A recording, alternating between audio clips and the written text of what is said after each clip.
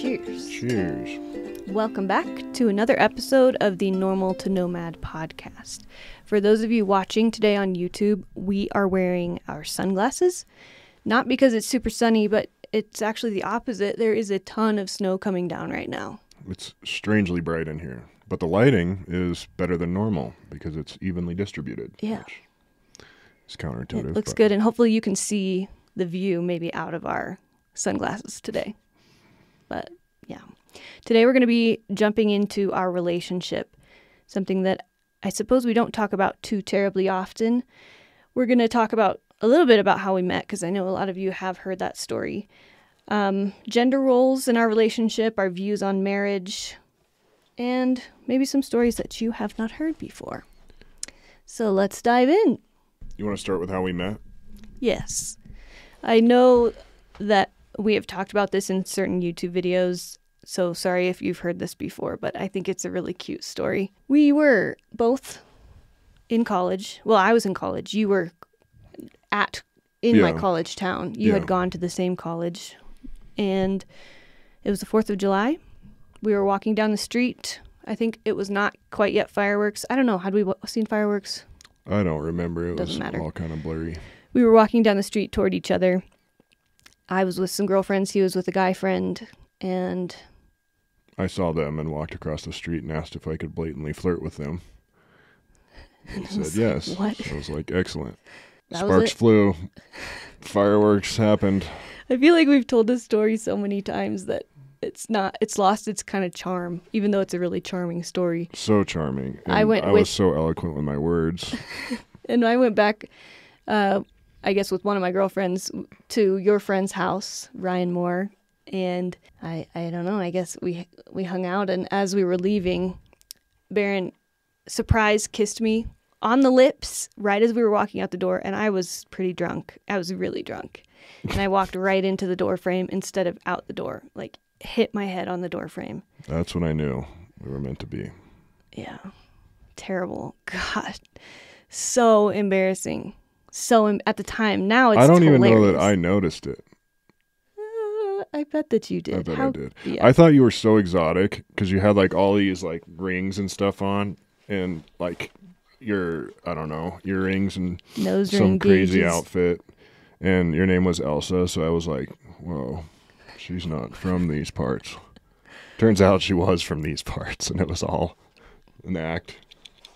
I mean, I'm pretty exotic. Yeah. You you're came super to tight. my apartment a few days later, and I was playing N64. Thought that was neat. You didn't think my messy bedroom was neat, though. No, it was frightening. That apartment was. I didn't spend a lot of time at that apartment. Well, it was gnarly. Yeah. That place. Maybe that's part of the Let's reason just why. leave it at that. That Okay. apartment was frightening. But it didn't deter me, which is good. And then ever since, we've been like together ever since, and we pretty shortly after that moved in together, like right after you graduated KU, right? Yeah, but I mean, that was like 2 years. Yeah. Actually, we didn't move in together for a couple years, but you'd stay the night at my house in Come and visit you in college, and then I would stay at your house quite often in Kansas City because I had a job in Kansas City that I would commute back for. So it was really nice of your family to let me crash there. And then we got an apartment together, and that little apartment was awesome. Yeah, that apartment is actually a huge inspiration for our whole house design now. It was so simple. Just a kitchen downstairs, kitchen laundry room downstairs. We will not be having a laundry machine like that anyway. We've been looking at the sort of human-powered laundry machines. Yeah. There's an Amish website that sells a bunch of cool stuff, and I can't decide between glasses and no glasses. It's a little dark with them, a little bright without them. Yeah. And then it had a living room, then these floating stairs, and then one bedroom upstairs and the bathroom upstairs. And that was just the best setup. So Yeah, I was... that was when you were doing like a decent bit of face painting and makeup, Yeah, so you I could was be really getting upstairs into doing your YouTube. thing. Uh-huh. And we kind of had your studio set up there, right? Yeah, like in our bedroom. And Yeah. then you did all your computer work downstairs, but you were also driving downtown for your job at the time. Yeah, in the Mini, So just about it every worked day. out. We kept our big old lizard, our tegu, underneath the floating stairs. And I had a micro saltwater tank. It was yeah, that's right. incredible. Yeah, that was it was just the perfect amount of space for us. And But that felt like when we were moving into it, I think we weren't really into the idea of tiny houses at that point, right? you were just entering it because Yeah. that was right when you told me about tiny houses. And we kind of got into the tiny house community in Kansas City and stuff. I don't think I had ever really known about tiny houses until that apartment when you kind of said, wow, we could make that work. We could go even smaller than this. Yeah. And you were like, Hell no. Yeah. But then we did. So then after that apartment, we moved downtown, and that was nice because I didn't have to commute so far. But then I kind of quit working at that place shortly, or not shortly after, but soon after. Where did we live downtown? Wyandotte. Oh, no. Before that, we had a house from a family friend. Oh, we did. Wow. I totally forgot about that. Was like years that I just forgot about. Yeah. That was a really wonderful time. That's when we got camp. And he had a backyard. Yeah, and we had to there was a doggy door out, so you come in from the backyard, and there was a doggy door to get into the garage.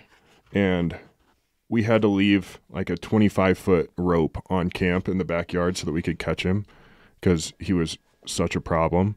He wouldn't come back for anything, and he would come to the doggy door. And initially, you could call him in with a treat and then close the doggy door behind him. One of us would hide at the doggy door and trap him.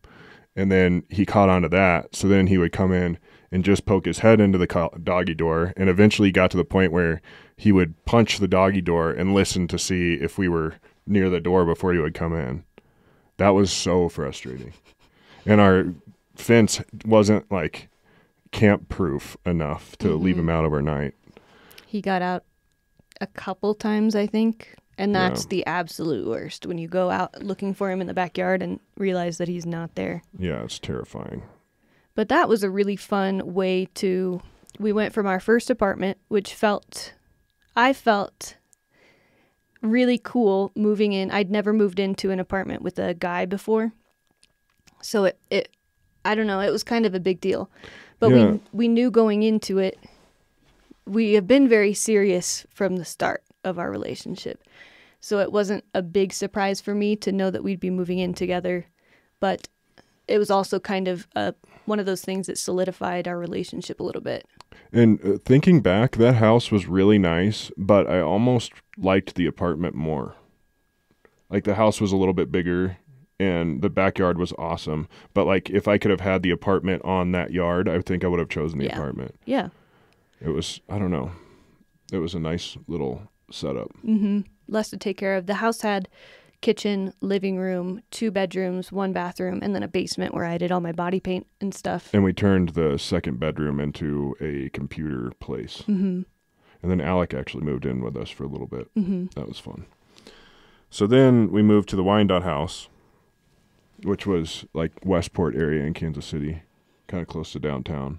And that's where we ended up getting the scamp. And that time was pretty tumultuous for our relationship. It was lots of things changing, lots of things in the air. We were trying to do new stuff and trying to move away from the work that we had been doing. We knew we were getting ready to get going. Yeah. We knew we wanted something different.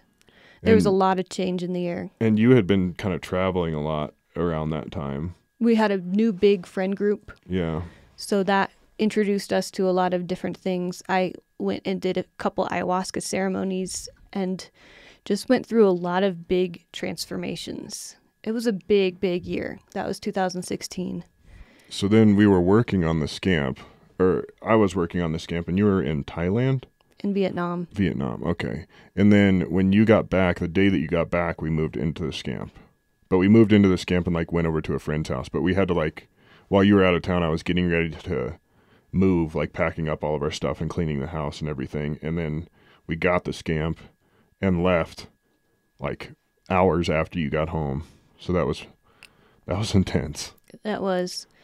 that was probably the only time that it was like a serious question of, are we going to continue doing this long term? Yeah. At least in my mind, it just was like, this is so much newness. And there was a lot of fear too of doing something so truly insane, to leave everyone and everything that we had known in Kansas City to live in a teeny tiny eggshell together. And we hadn't, like, the scamp wasn't done. So I think, and it was all moldy and stuff. And I was trying to really clean it up and make it livable.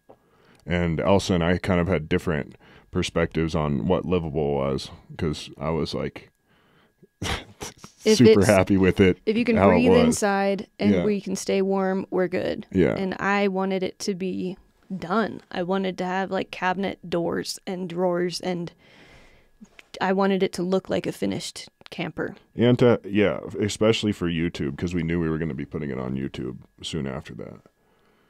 Yeah, I feel like, and we're going to talk a little bit about gender roles later, because we have some thoughts on that. But I don't know, I didn't mean to be just the freaking wife that doesn't want it unless it looks pretty. You know, I've learned since living in the scamp that I don't need all the things that I think I need. Well, I think part of that was probably insecurity, like thinking about what other people would think of you and us. My parents. Yeah. For sure. Because, there were lots of people in our lives that were not supportive of what we were doing. Why? How could we then? It's kind of crazy that we still did it. We did it anyway. Yeah. We were strong enough within ourselves. And that sort of defiant nature that we have, where people were telling us that's not going to work. So it was like, okay, now it's for sure going to work, because you gave me the motivation to make it work. And we were also, I guess that would have been like, I was 25, you were 27, like mid-20s, full of youth and adventure. I mean, we're 30 now. We're still full of youth and adventure, but we had kind of proven ourselves to ourselves, though. Like, we'd done a number of things, like started up businesses and like tried different career paths and found some success in them. Yeah, could make money as contractors, not bound to go into an office. So that was very helpful. For sure. Yeah, so we knew we could do it. Yeah. And also, why not? Why not give it a shot? Right. So then we moved into this camp, and that's a whole new story began. I mean, for real. Yeah. It really did. Because beforehand, Before we get there, though, it's time for a sponsorship. Oh, right. Our first sponsor today is ElsaRhae.com. Wow, thank you, ElsaRhae.com. Thank you so much. We really appreciate having you as a sponsor of our podcast. Go to ElsaRhae.com to find all of your cute-ass pins, stickers, and soon jewelry. Soon, some beautiful jewelry. And our second sponsor is Nomad.com, where we have lots of podcasts. Lots of podcasts. Also, incredible blog posts, and soon to be an incredible, incredible book. I'm excited to get back to writing on my blog once I get the book finished. Yeah. But anytime that I would be doing that, I'm trying to invest that time in the book. I cannot wait for you guys to get your hands on this book, because if you have read his blog posts, he's such a thoughtful writer. And so now to have this all compiled into a book it's actually insane. It's going to be pretty cool. I know we keep teasing it and we don't have a date, but we're not going to be doing it with any publisher, so we don't have to wait for any kind of stuff like that. But that kind of, I got to figure it all out as I go. So yeah, and it'll be a really awesome thing for you to know how to do all this stuff, I think, after you go through the work of learning it. But and we're going to do a digital version first, and then depending on how that's received, I'll update the book some, and then we'll do a physical and audio book after that. And I'm actually working with a buddy to integrate different sketches and help with the design. It looks so cool.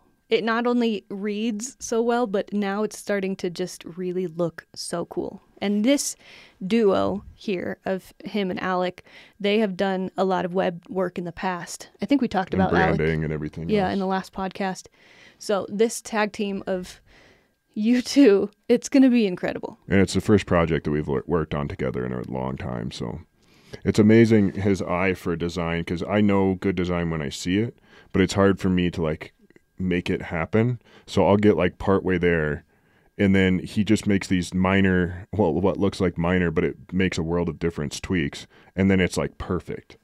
And it's always so frustrating because I watch him do it and I'm like, oh, I could do that. And then he gets in and just like tweaks things just slightly, and then it looks professional rather than looking like a child did it. And it's so amazing. nice to have him do the design work. I feel like I could handle doing design work, but I am just perpetually so critical that then I don't want to do any of it. Mm-hmm. I start something and it's like, no, this isn't good enough for what you're trying to do. Yeah. So I'm glad. Send it. I will help make videos about it and Yeah. rock on. It'll be great. Okay. So What I wanted to say was sorry. before we moved into the scamp, my kind of view of relationships and our relationship was pretty classic. I had always like thought, traditional. yeah, I always thought that I would be married before I was 25. And I even told your mom, this was like 2.5 years, 3 years after we started dating. I had found this really beautiful, just simple dress on Free People. And I showed your mom and was like, what do you think? I know we're not going to have a wedding anytime soon, but should I buy it? And she said, yeah, go for it. And by the time I ended up actually wanting to do it, I didn't have any money then. It was gone. And it was like Forrest Gump dress. But Another hilarious thing that happened is I was working with a company, Tivol, in Kansas City they are a engagement and ring distributor, like jewelry distributor. So I was like building a website full of rings. And then you saw this website full of engagement rings. well, I walked in on you and saw you scrolling through a bunch of engagement rings. And I'm like, oh, and ran downstairs. I didn't want you to know that I knew. But yeah, I was just building a website. And then Oops. I saw a week or two later, this was just before Christmas, I saw a text pop up on your phone from your uncle saying, does she know?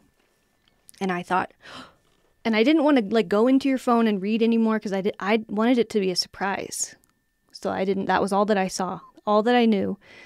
Then we went to the Christmas party at your parents' house, and I'm like all prepared to be proposed to.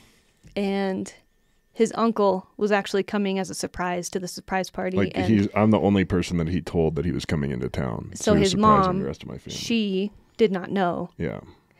And we went through the whole night, and I was never proposed to. And then I don't know when I ever told you, but I kind of had no idea that was going through your head.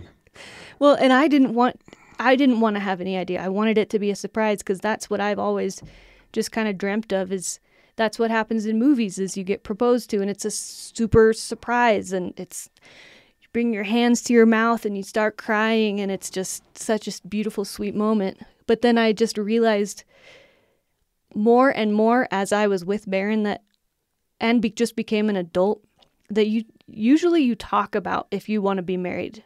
And usually the proposal is very much not a surprise. And Well, I don't know. you can be surprised. Yeah. But I mean, like my brother and his wife, she knew it was coming. So Eric had to work hard to make her not, like anytime they'd go out to dinner, it was like, okay, is this going to be the night? Is this going to be the night? And then he did a great job because it was actually a going away party for my sister that he proposed to Hannah at, and it was perfect. I didn't get to be there. But once I kind of realized that this fairy tale thing is not actually what it is, then I don't know. It's not that I gave up. Like it's not at all that I haven't or we haven't wanted to be married. Like No. It's just like we are as far as we're concerned, and we have been for a long time. We've been proud of our relationship being such a strong relationship without marriage. Yeah, because the what turns me off to marriage really is the idea of having a legal document from the government that like is the arbiter of your relationship. That just is gross to me. Oh my goodness. And then realizing the chaos of divorce and splitting money and assets and things. And it's like, how does the government then, you have to go to court sometimes. And it just seems like let's not involve them so that we can do this our own way if we want to and need to. And since we aren't particularly, like, there isn't a religion that we, like, subscribe heavily to. But at the same time, I think the, like, Holy Union and everything is really cool. And having a party to, like, celebrate our relationship and everything will be awesome. Now it's just a matter of, like, figuring out when that's going to work. And we have some, like, thoughts on that, but we kind of jumped ahead. Let's talk about that later. End it with that. Okay. And kind of rewind back to what happened. Into the scamp. Yeah, what happened to our relationship in the scamp?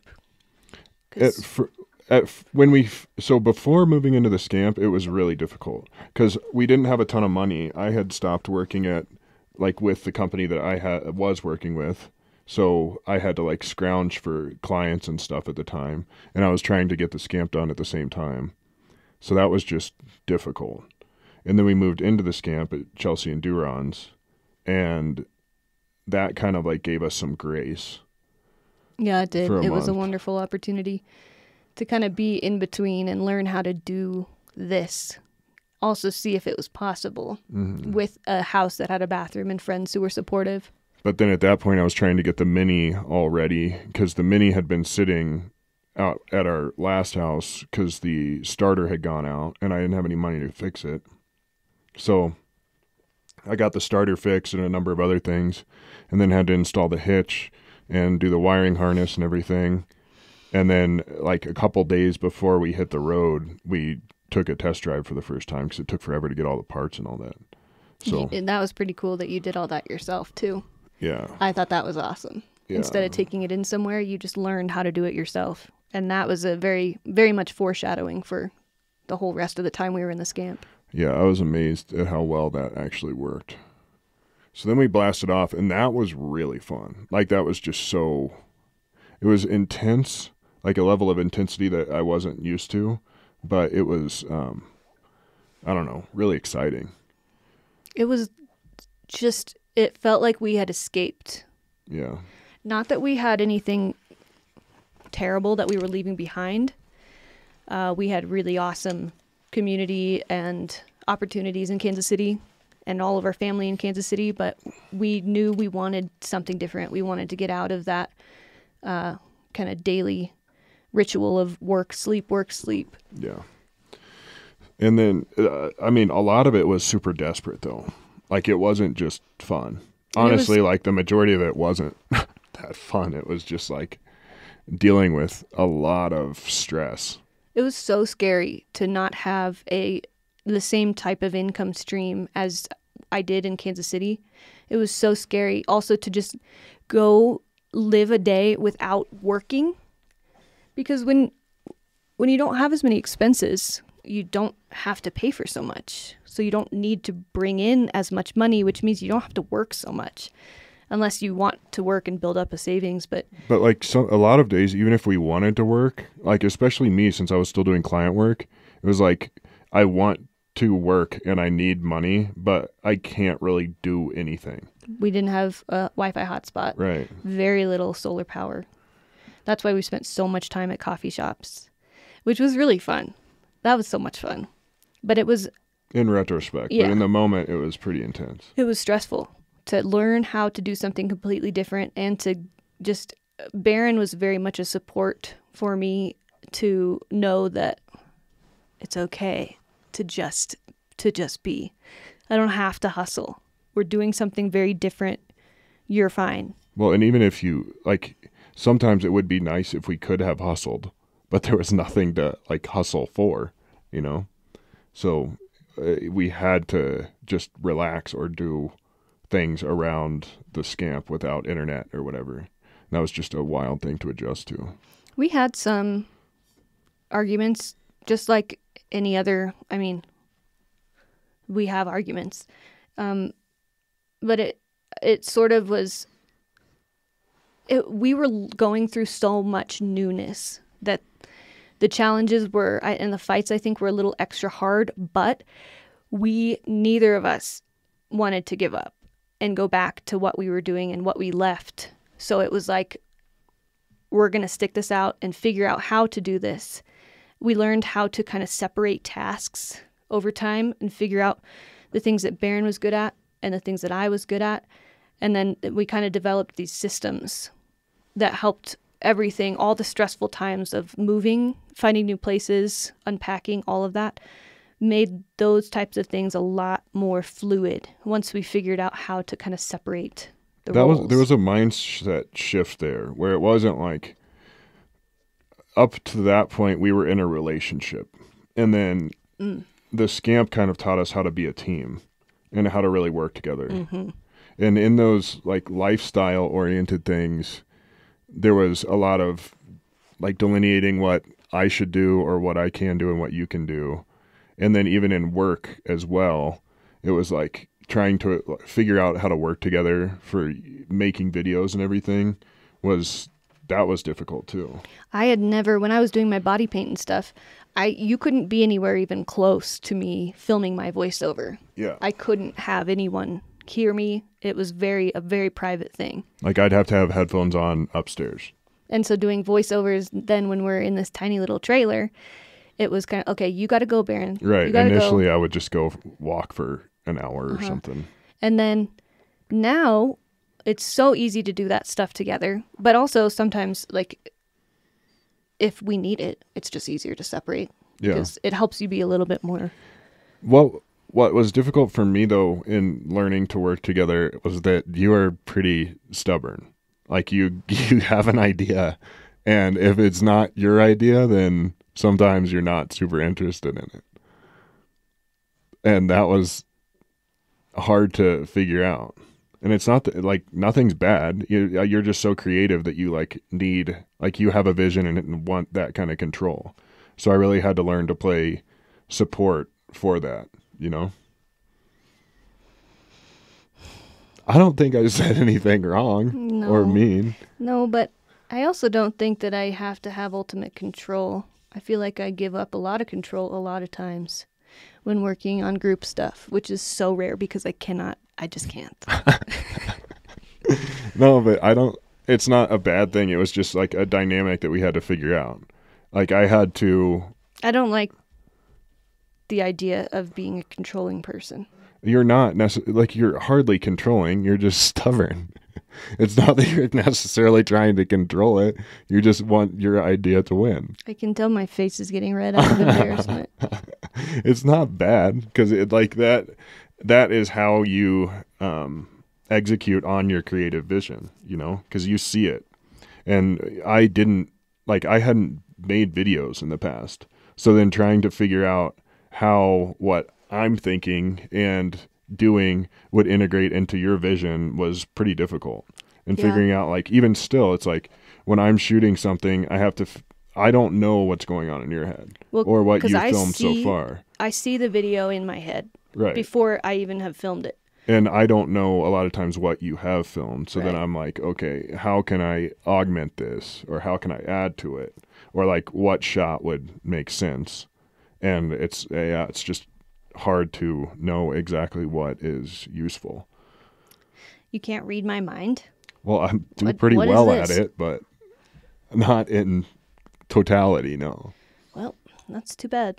Yeah, Got some great stuff up in there. I could do better. But then there's like the aspect of, and this is kind of a touchy subject in the current like social climate, but of gender roles and the things that we did or still do that are more traditional and the things that we do that like broke gender roles. I would say I would like to start with the things that broke gender roles because truly I really like gender roles. I like participating in the kind of classic feminine way of living. As a woman, I enjoy that. Yeah, and I like the inverse. Yes, and I think that, yeah.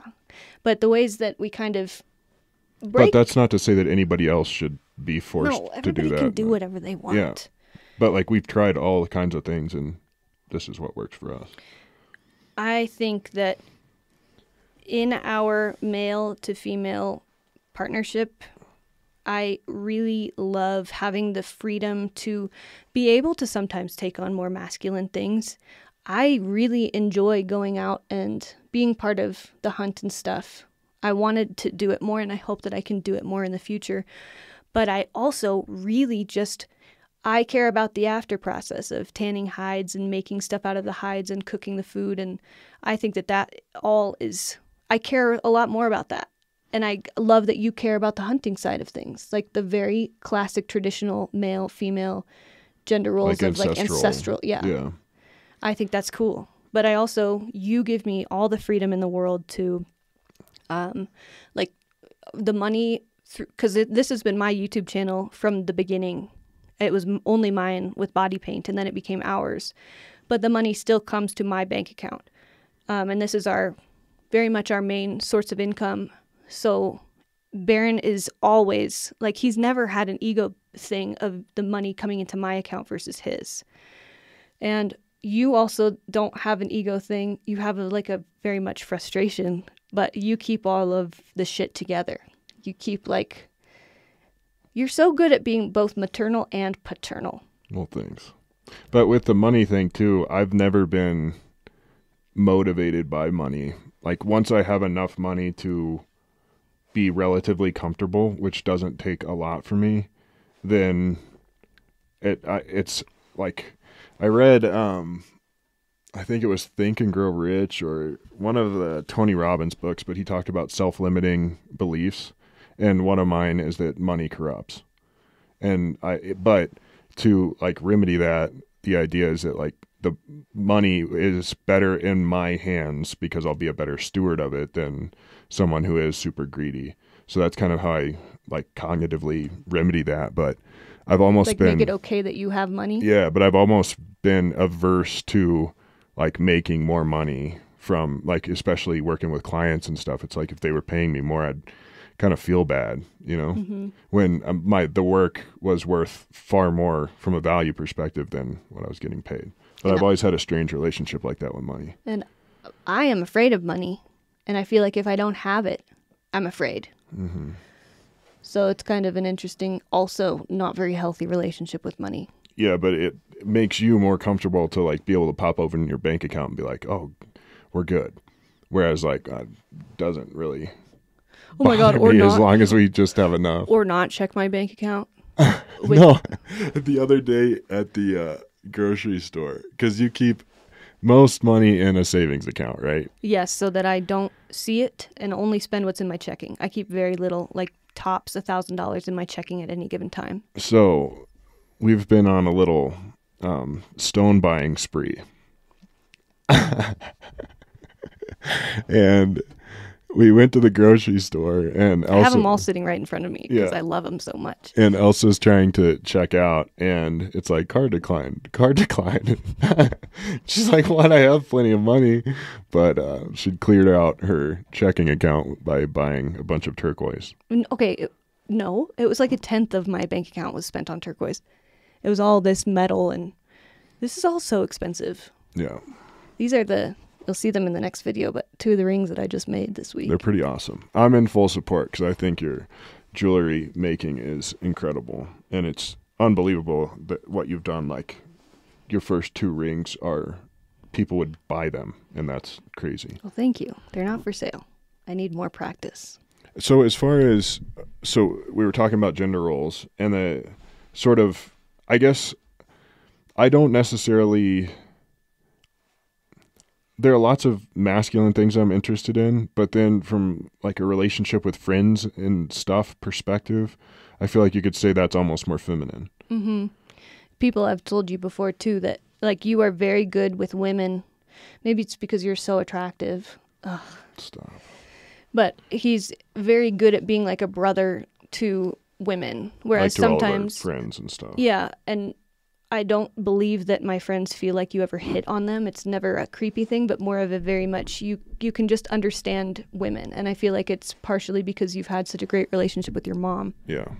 So you know how to read women and communicate with them.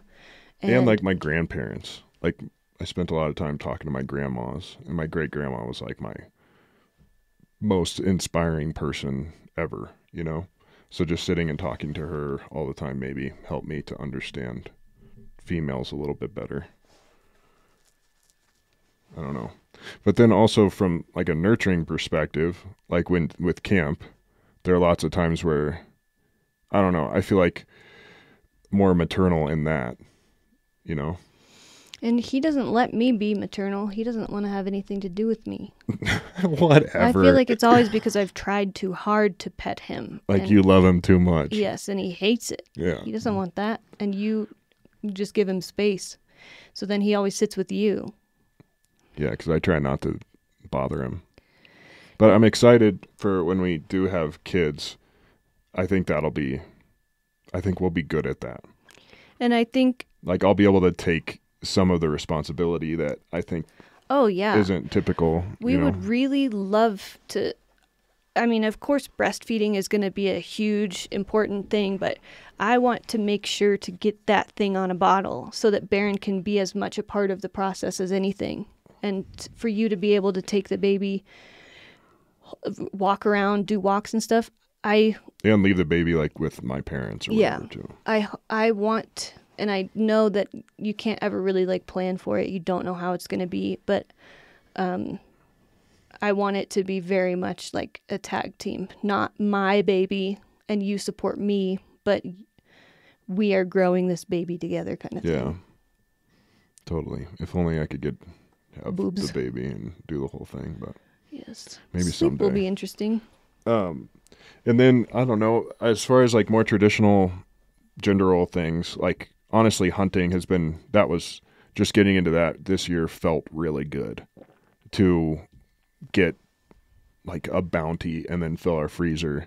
Just hits me in kind of a primal, fulfilling that kind way. Of providing for us, for me, I think is so hot when that kind of like very masculine thing and effort is so cool. There's not, it seems like there's not as many men who are getting into that kind of stuff, like backcountry wild men. But that makes sense given our culture. Like when we were in the city, I didn't have a outlet for a lot of my more primal urges.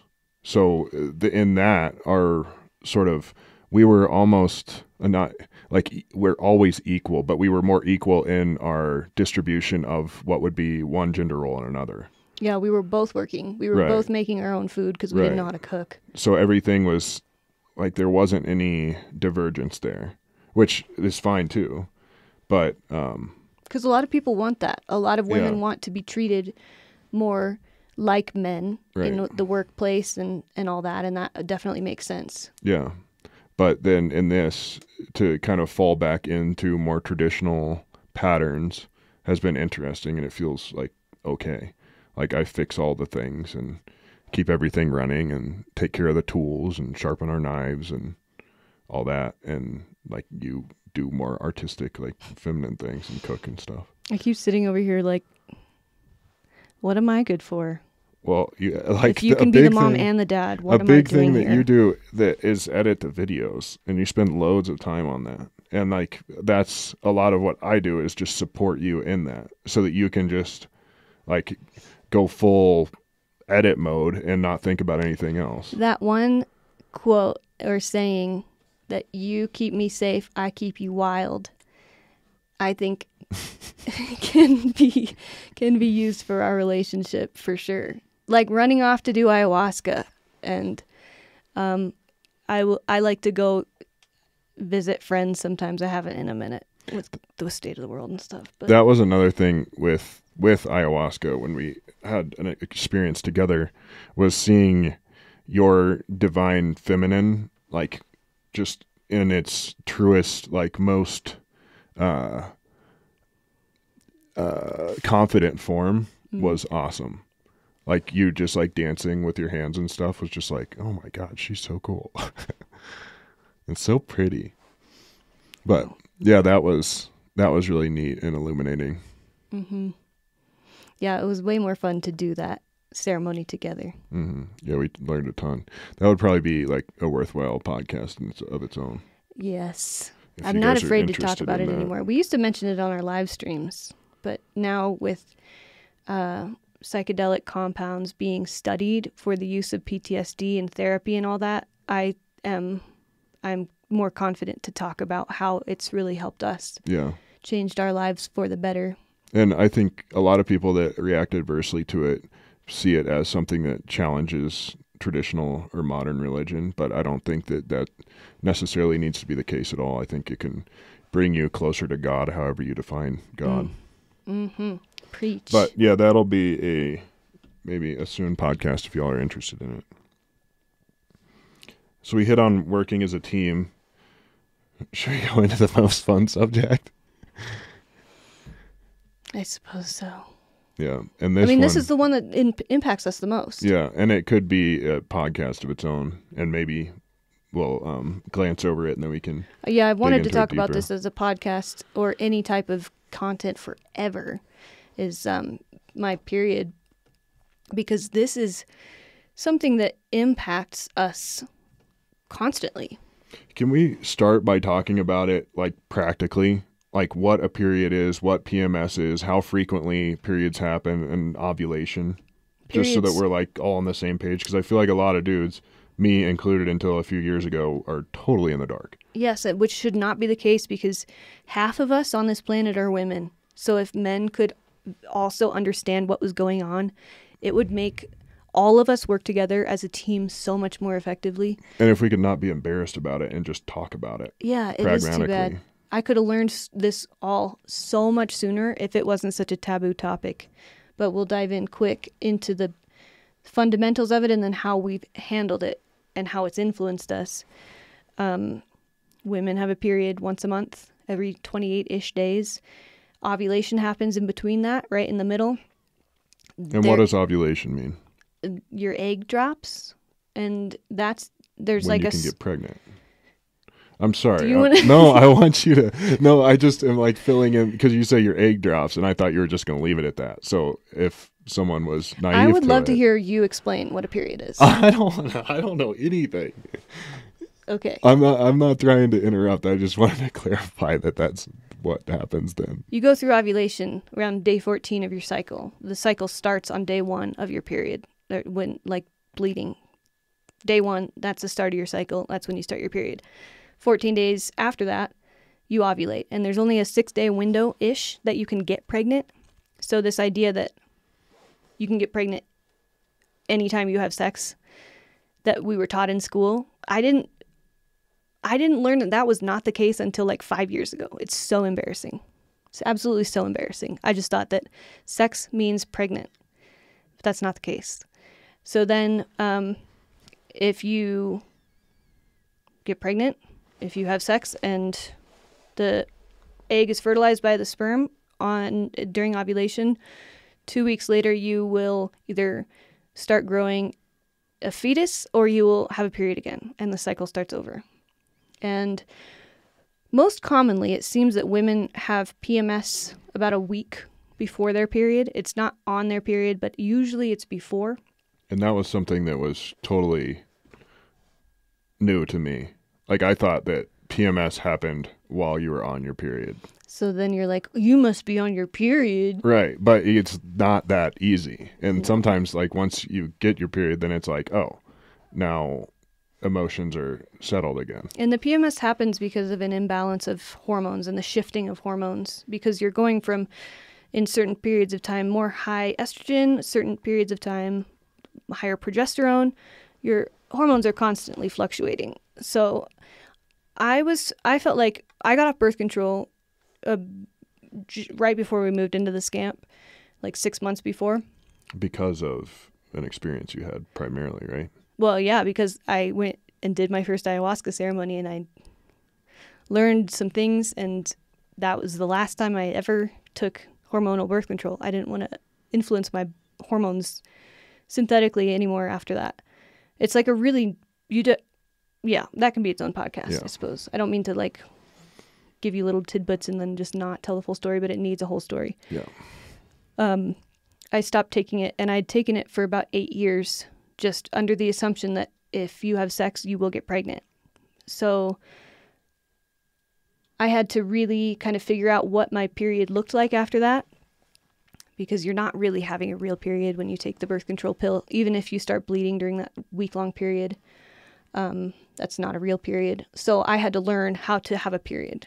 And it seemed like I just continued having these terrible mood swings. And when we were in the scamp, when I'm having a mood swing or I'm going through PMS, when we're in a space where I can't separate myself and I can't have any space to myself, it was really challenging. And it felt like it was such a routine thing, which we learned it is, that I started kind of looking into my cycle, tracking my basal body temperature to see what was going on and see how my diet was influenced. That was when I started bullet journaling. It was for my period and to learn about all of this stuff.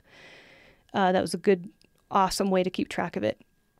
And I realized that, oh, this happens about 5 to 7 days before every period, give or take. And this is where a lot of our fights are coming from. Is like we would pattern, we'd get into like a fight every month. Yes. And it was like, I didn't know it was happening, so I couldn't clearly say, yo, I'm PMSing. Because it's embarrassing to admit that. It's embarrassing to feel like my feelings are not real. And it's not that, like, the things that you were bringing up or frustrated about were real things. Like, if you were frustrated with me or things that I was doing or not doing, those were real.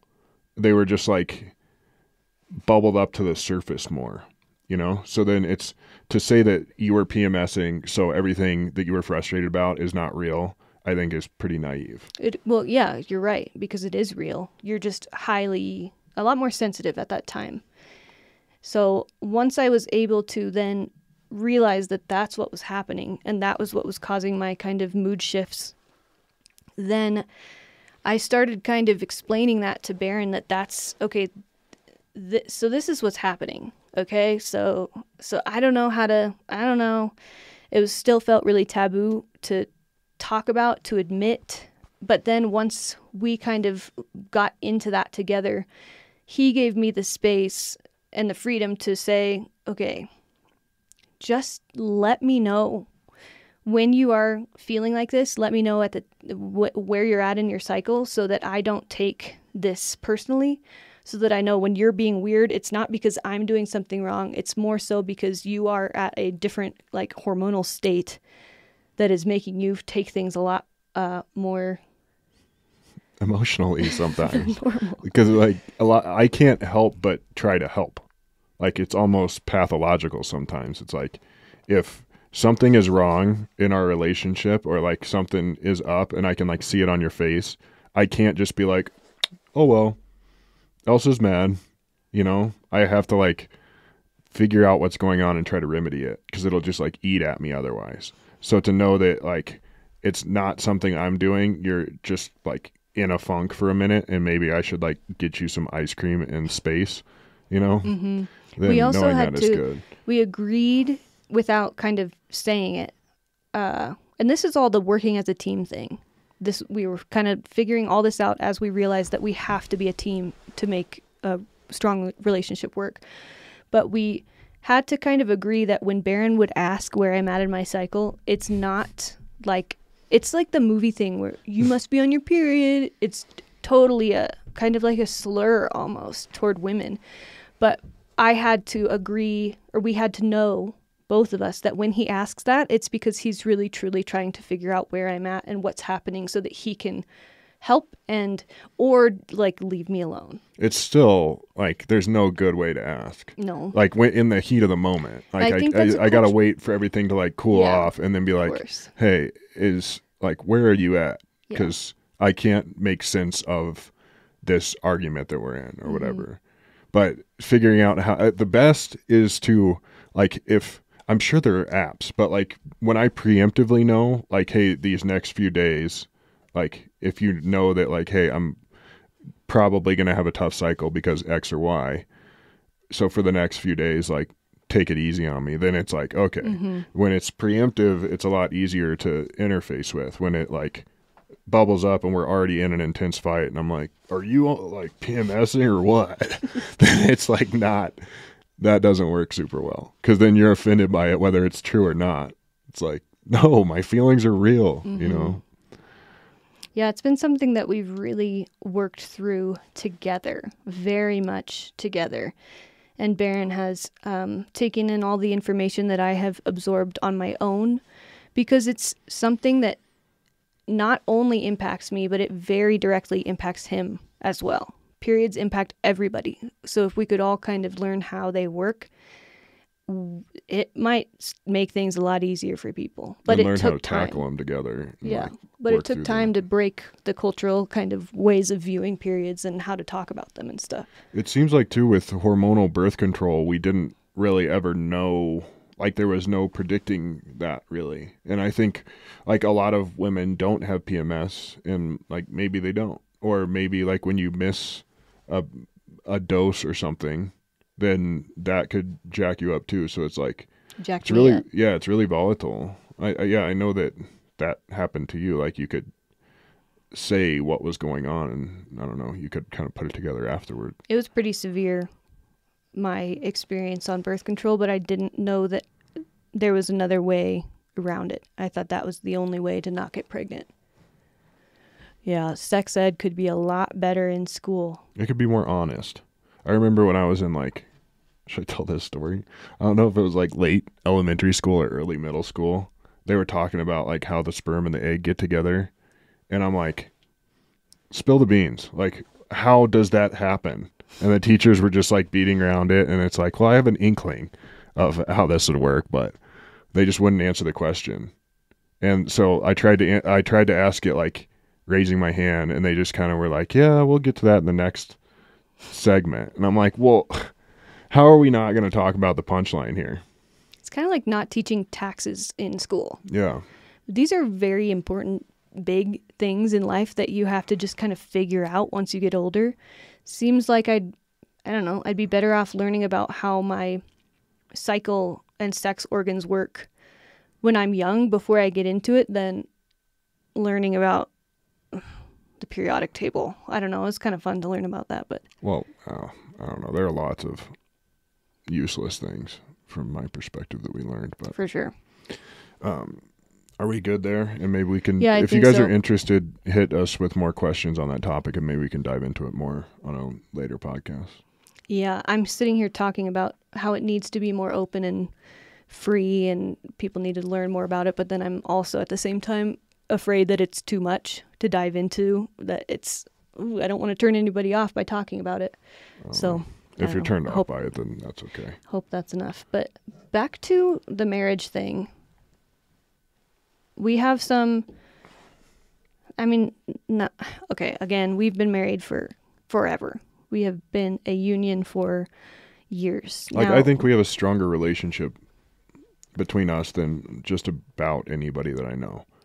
Like, I could name maybe a couple, 3 older couples that are competitive. And I do feel like we maybe couldn't have gotten to that place without experiencing the scamp together, living on top of each other, being with each other 24/7, no more than like 10 feet away from each other, except for like the rare occasions where we would just go to the bathroom or like travel, whatever. But I think if we hadn't had the opportunities to work together in the ways that we did to keep each other alive, it might be easier just to call it quits when it's not working. Because before that, we had nothing. There was no real time where we were like, okay, this is over.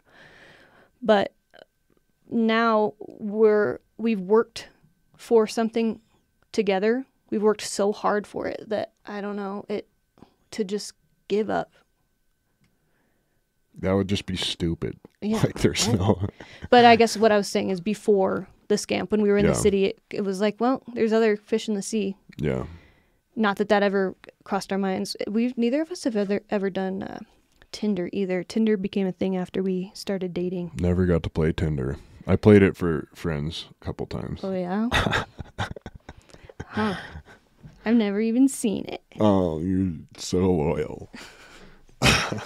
But marriage, we do want to have the ceremony of getting married. My best friend Allie got married last year, and I got to be her kind of like a sister in it to her. I got to be part of the whole process and be her maid of honor and really help out with everything. And seeing her be married to her husband, seeing her with her peers and her friends and everybody just showing all of this love to this couple, surrounding their love with love. I don't know. This all sounds a little crazy, but what? I don't think so. Okay. Like I'm with, like I just feel thought the exact same way. It was beautiful to see a union be celebrated with the union of their people. Yeah. You know, is that what I'm Totally, saying? yeah. So I want to be able to have my people who have contributed to our relationship be there with us to celebrate us in our like coming official. Yeah, and like to thank all of them too. Yes, to like have a big right. party and have people meet each other and for sure. I felt just so validated by Allie as like I don't know. It felt really good to be almost thanked. Yeah, just to be a part of it. Mm-hmm. And it just, their relationship too is so real. Like, it's really sweet. Yeah, we love them. Yeah. I hope that they live here. So Elsa's going to make us some rings, and this is the one that I want as my stone. I think it's so cool. Yeah, because we decided that as we're getting into all of this more serious, like building a house, maybe making babies soon, it would be probably better to be legally married. Like for taxes and land yeah. and just all the things. It's like, I don't know. We'll have to do some. I don't do well with paperwork and arbitration and people. But I think it will be better over my head. To go into this together. Yeah. And we've had a few opportunities or like thoughts, kind of plans to have a wedding that didn't really work out. So we've decided we will probably just go do the thing. We're just going to go do the thing. Maybe have a wedding later because we'll definitely have a wedding yeah, later, I should say definitely. Because we've wanted to have a wedding in a place that really means a lot to us, and that is our land. But it is not very set up right now. We got to do a bunch of things. We got to build a freaking house. So we'll do a wedding later, but we might make things official soon. And so then looking into the rings, I haven't said this on YouTube yet, but looking into wedding rings just felt like this also doesn't feel very special to me. So I'm going to buy an entire metalsmithing kit and I'm going to make us our own wedding rings. That's why I got my whole kit. Oh, that's the only reason. Well, it's not the only reason, but that is what made me finally... I've been wanting to have a kit for years, and what finally made me pull the trigger is I want us to have our own rings that are cool and special to us. Yeah, that we choose the stones for and everything. Yeah. So, we will do that soon. You'll probably be seeing us wearing rings, and how cool will it be to have Link as my last name? Wow, magical. I mean, freaking sweet. Let's be honest. Sweet. That's a cool last name. I think it's pretty cool. Like so, Link from Zelda. Right. Is what people always say. Do you think we'll be together forever? I mean, as far as I can tell, yeah. Great. Okay. I like that answer. I was going to say that